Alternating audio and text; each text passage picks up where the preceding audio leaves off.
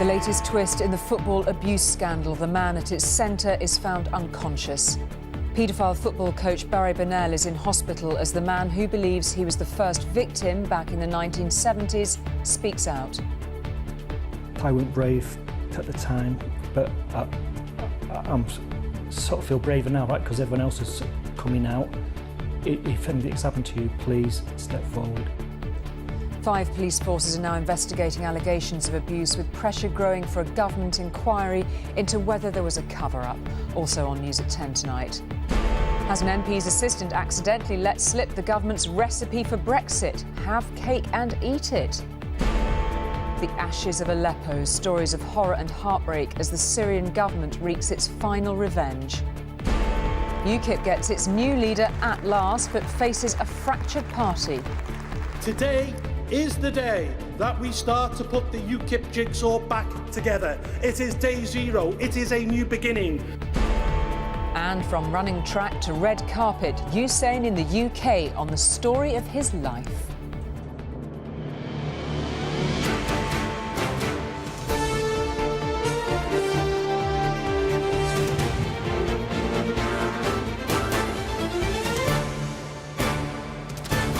This is ITV News at 10 with Julie Etchingham.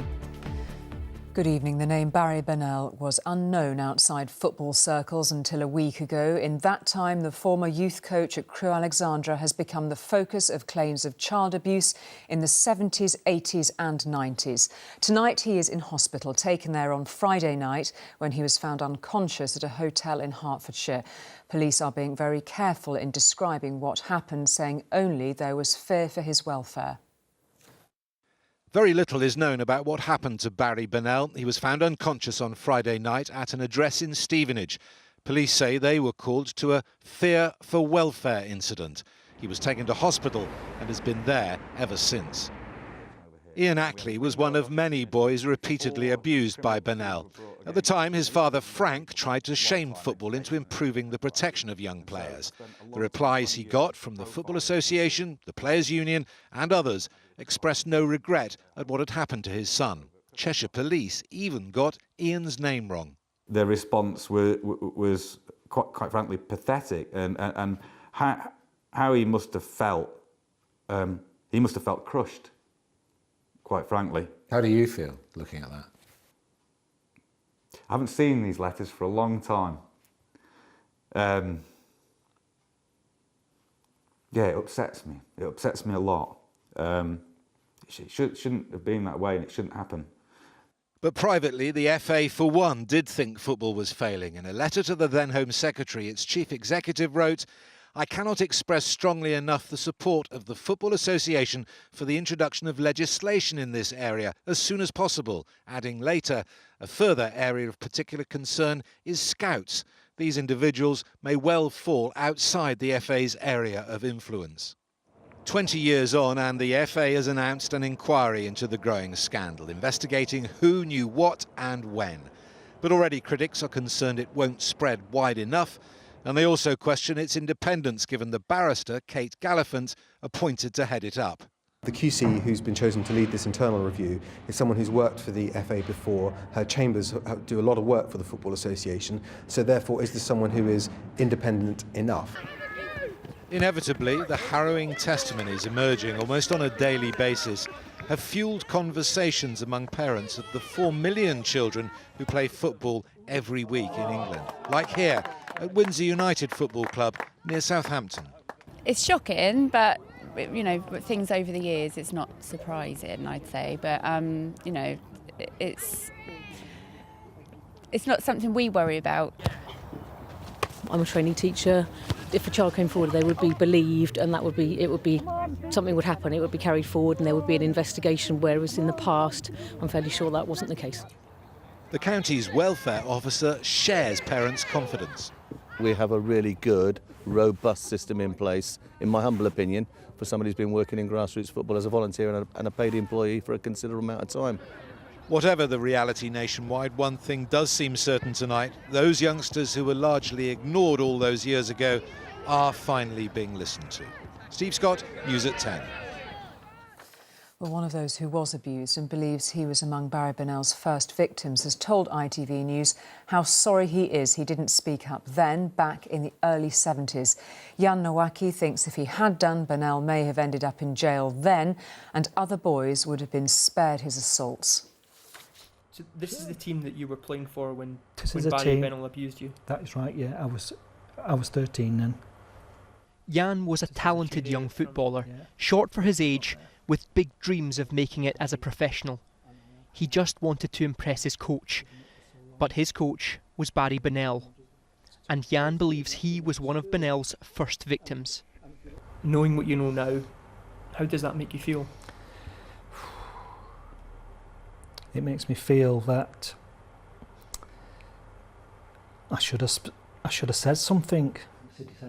Jan says he was abused a decade before Bennell even started working at Crewe Alexandra. I actually could have been the first or one of the first, and if I'd have spoke up then maybe he could have ended up in prison or even locked up. It might have put him off, or maybe it sort of couldn't have put him off. I don't know, but I was getting really upset on Saturday. Has that been hanging over you?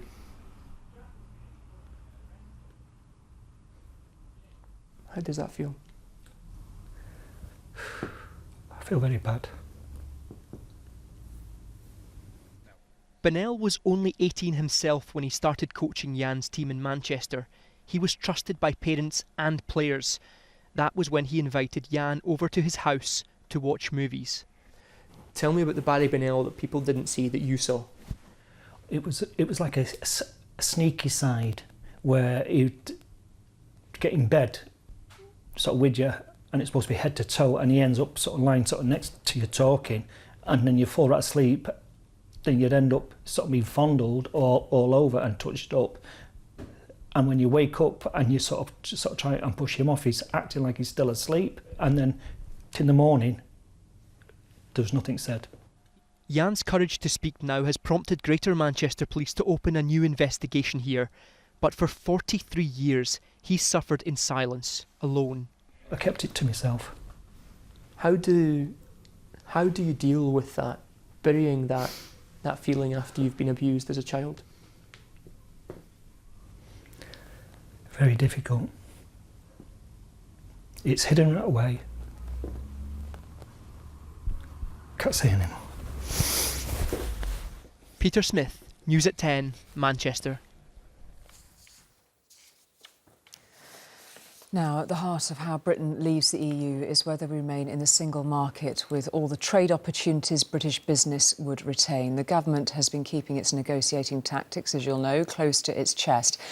But now an MP's assistant appears to have fallen foul of the eagle-eyed Downing Street photographers who've made a habit of taking pictures of secret documents. Our political editor, Robert Paston, joins me in the studio now to talk through it. I mean, you think they might learn at some point with these memos, really, Robert, wouldn't you? Take us through this one and what this has revealed, because it sort of brings into all sorts of areas of play. So, just to be absolutely clear, this is both an interesting leak and not a leak, and I'll explain what I mean by that. But first of all, what I would say is that what's been revealed is very much the view of the Brexit Secretary of State, David Davis. So, and I think we're going to see the memo now. So one of the things it says is, I think, something like the French are likely to be most difficult. What that refers to is that we want access to Europe's single market for our banks and insurers. The French, we know, are already cutting up rough about that. Now, David Davis's other view is that we've got to be out of the European single market, because if we're not, we're still going to be subject to the jurisdiction of the European Central Bank, which he thinks British people voted to, end. And so he says that we should be looking at a so-called Canadian deal with an add-on. The add-ons are deals for services. Now, because the Canadians don't have access to the European, or free trade deals with the European market for services, just for sort of goods.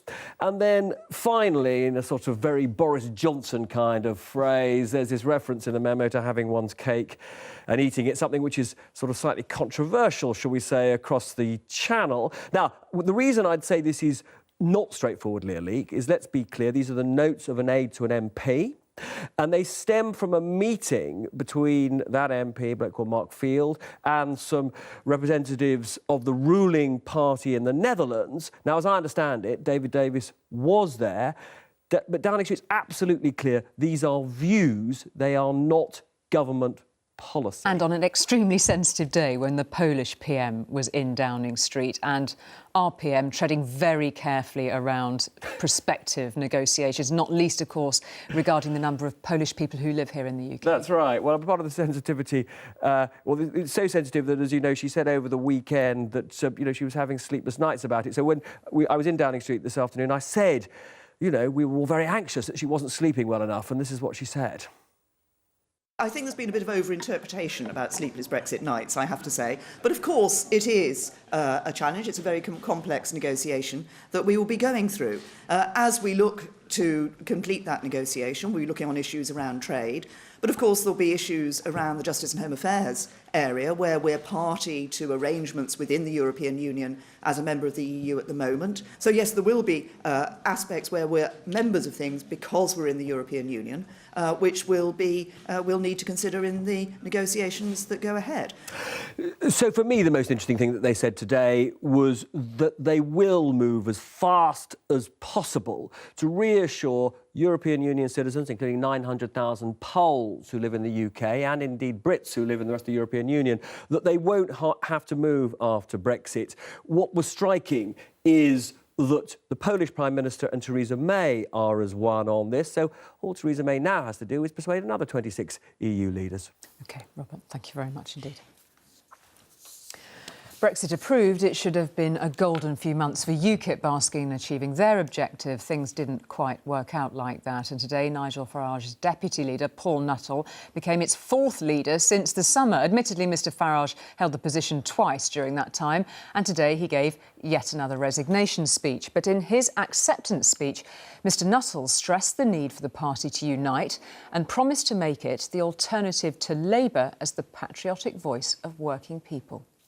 A landslide victory, but among a rump of 15,000 members. Paul Nuttall has his work cut out rebuilding the party he now leads. From Bootle on Merseyside, he doesn't share Nigel Farage's fondness for pinstripe suits, and he says he'll be leading UKIP in a different direction, targeting Labour voters, not those on the Tory right. My ambition is not insignificant. I want to replace the Labour Party and make UKIP the patriotic voice of working people. But what of the man who said he'd got his country back? Is he now heading to a different one? This week, I'm going off to the United States of America, but you'll understand, purely as a tourist, nothing more than that. Among the policies Mr Nuttall gave his backing for today are tighter controls on immigration, requiring criminals to serve the full term of their sentences and spending more money on defence. But what about claims UKIP's rhetoric sparked the rise in hate crime after the EU referendum? There are people coming from the Middle East and North Africa in biblical proportions to the continent. That intemperate language, the sort of language that is dangerous. But it is of biblical proportions. You know, there are literally millions of people making their way onto the continent of Europe at the moment. And if that isn't... So what are you suggesting, a wall like Donald Trump? Are we suggesting that we just ignore this and we don't talk about it and we pretend it isn't happening? No, of course. It is an issue, and it was an issue during the referendum. No, actually, what you do is you end the war in Syria, because it has to end, and it has to end swiftly, to ensure that people aren't leaving and that people stay within their own community. One Labour backbencher says the threat from UKIP over immigration is one his party needs to take seriously. There's no doubt that the UKIP fox is in our Labour henhouse, so we've got to address that. We can't be complacent about it, and I think we must take this moment to think about the big challenges that the country face and work out what our response to it is. In Bolton, the town where Paul Nuttall launched his leadership campaign, the UKIP branch is run by former Labour voters. We now are going to kind of get the centre of gravity more towards the north, and I think that the north is got the greatest potential for growing the party. There's no way I would vote Labour again now. You know, they live in a bubble. Paul Nuttall and Nigel Farage before him have ensured that we have a voice, and that's how I feel at the moment. I've got a voice. The question now, can Mr Nuttall succeed where Nigel Farage failed? That is, to get UKIP candidates elected to Parliament. Libby Vina, News at 10, Westminster. Now, just when it seems things cannot get any worse in the Syrian city of Aleppo, people who endured years of bombardment cannot take any more. They have been leaving rebel-held neighbourhoods in their thousands as the forces of President Assad turn the screw. The rebels have lost the northern part of eastern Aleppo. Syrian government forces have now taken 3 districts, driving a wedge right through the rebel-held area, while Kurdish fighters have taken the Sheikh Faraz neighbourhood. One of the rescue teams on the ground, the White Helmets, claims 42 people were killed in airstrikes in the last 24 hours alone, with more than 200 injured. They have been besieged for 4 years, but now thousands of civilians are pouring out of East Aleppo as the Syrian government makes huge advances. Many were loaded onto government buses, Syrian state television showing jubilant scenes. But the truth is, many will be fearful about what will happen next under a regime notorious for arbitrary detention, torture and disappearances. Those that crossed over to the government side know anything less than fulsome support for President Assad could be a death sentence. Over the weekend, it's reported some 10,000 made it through the front lines as rebel fighters retreated under heavy fire. The scale of the rebel losses is staggering. The Hinano district is among the approximately 40% of rebel-held territory in East Aleppo, now overrun by government troops who couldn't contain their glee. All people are worried about what's going on, about what will happen next. Now we are in very, a small area, and it's dense with people. And now I think we will be an easy target for the planes, for the shells. Among those fleeing, 7-year-old Bana Alabed, who's become an emblem of suffering in East Aleppo. This weekend, tweets sent by her mother Fatima in her name said, "Tonight we have no house, it's bombed, and I got in rubble, I saw deaths, I almost died." Then, last message, under heavy bombardments now, can't be alive anymore. When we die, we keep talking for 200,000 still inside. And then a final message, we're on the run, as many people killed right now in heavy bombardments. We're fighting for our lives, still with you. A sign of how desperate the situation has become came from the White Helmets rescue teams. Today they said 50 people were trapped in the rubble, but they couldn't reach them because there was no fuel left for their vehicles. They've suspended all operations indefinitely. Tonight, the internet has been cut to many in the dwindling rebel-held enclave. A doctor managed to send these images this afternoon of the Al-Shah district as he fled with his daughter under his arm. But as fuel and food runs out, he and thousands of others are running out of places to hide as the fall of Aleppo looks inevitable.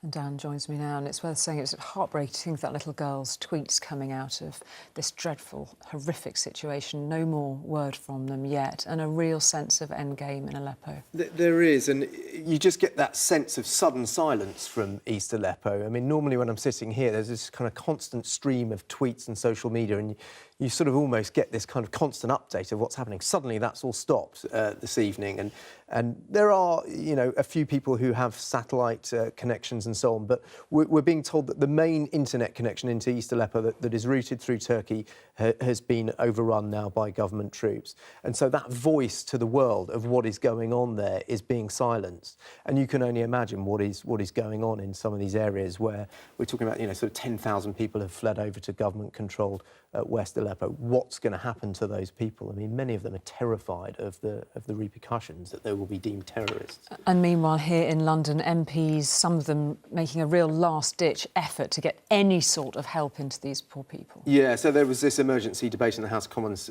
tonight, and a lot of sort of hand-wringing and frustration in the House of Commons.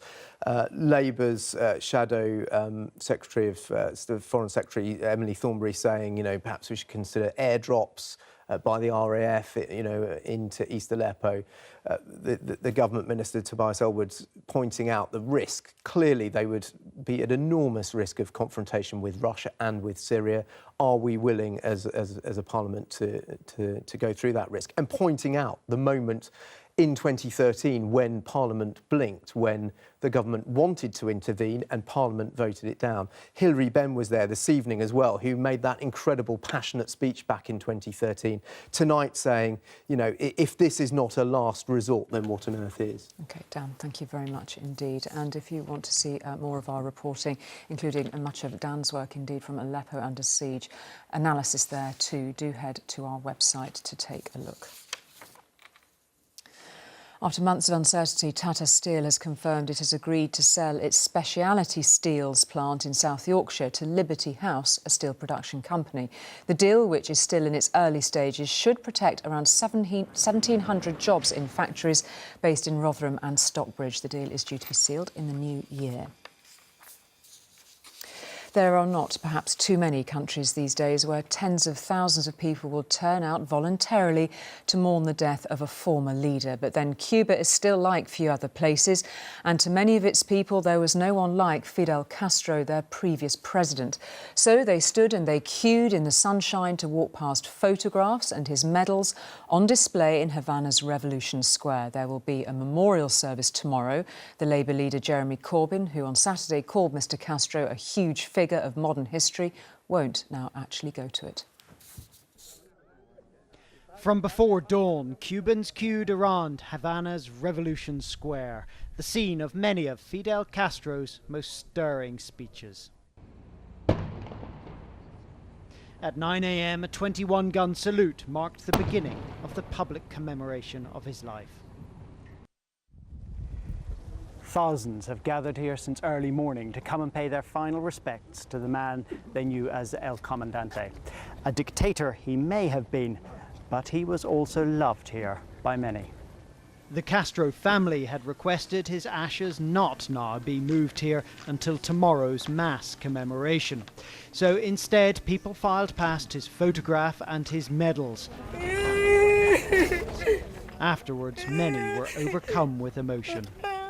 Cambió mi vida. He changed my life, said this man. I have learned a lot from him, not to live only for money. That's what he teaches us, that we can help others. Will Cuba be different without him? No. It is, after all, a decade since Castro left power.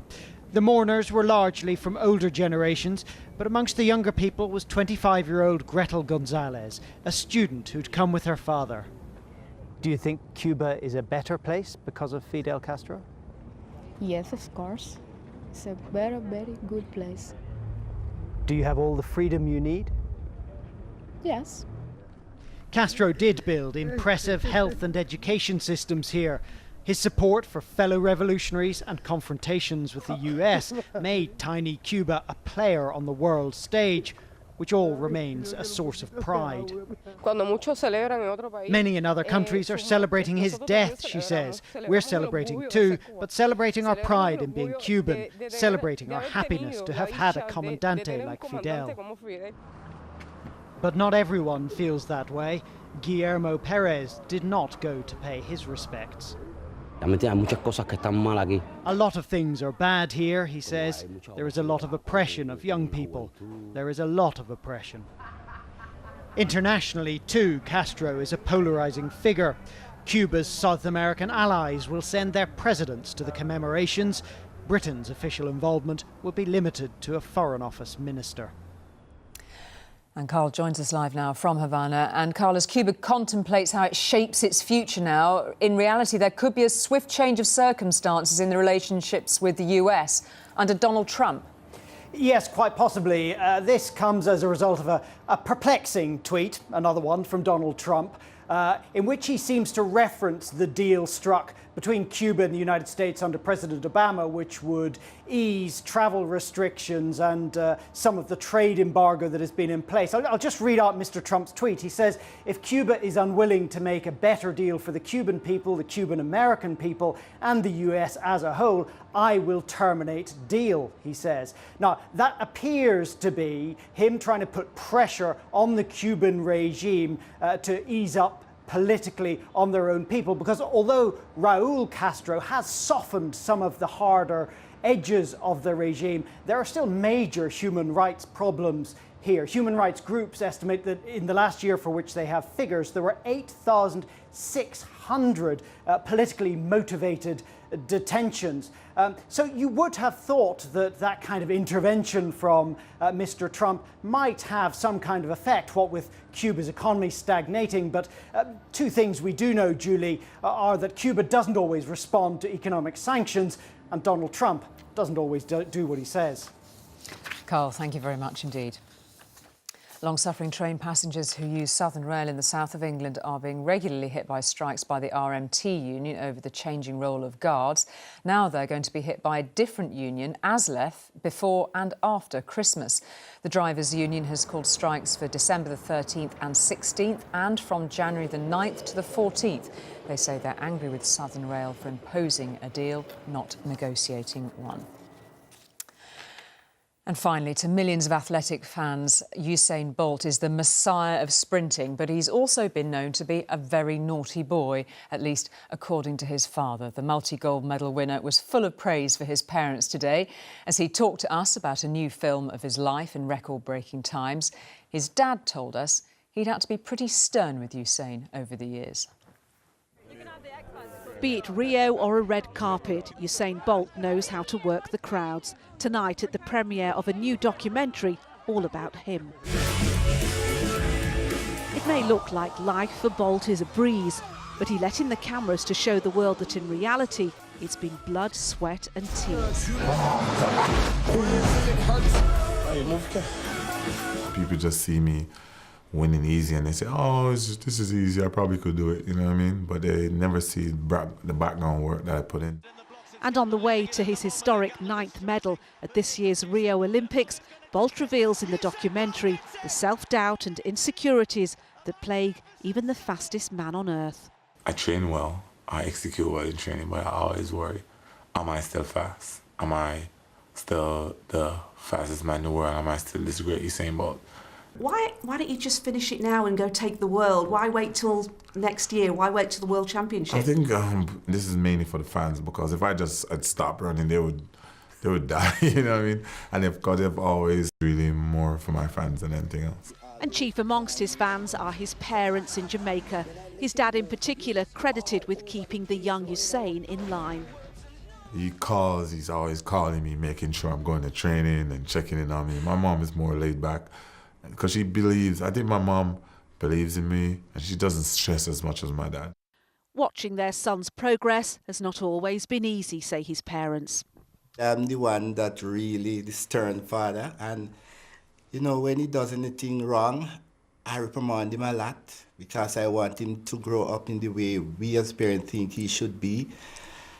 And he just get off track at school and I really have to spunk him for that. They're proud of their son, but his mum wants one more thing. I try to, talk with him, telling him that when I think it's time for him to settle down, but... You want grandkids, yeah? Yes, we do. They're waiting for grandchildren. He's waiting, he says, for his beloved Manchester United to call and offer him a job. In the meantime, settling down did not seem much on his mind tonight. Usain Bolt, supreme athlete and now movie star. Nina Nanar, News at 10 in Leicester Square. A look at tomorrow now. We'll be keeping an eye on what President-elect Donald Trump's up to. It's all gone a bit quiet about who he wants in his cabinet, but he is due to meet Mitt Romney, who was, of course, during the campaign, one of his sternest critics. A big survey of NHS trust bosses is expected to show that most don't think they have the right numbers and quality of staff to deliver the expected levels of healthcare. And the PM might set out how she plans to change the way pay deals are agreed for top company bosses. Keeping an eye on that too. Join Tom a little later for the agenda. His guests tonight, Justine Greening, Tim Farron, Michelle Dewberry, Jermaine Greer and Fraser Nelson. Nina will be here tomorrow, but from me and the rest of the news at 10 team, good night.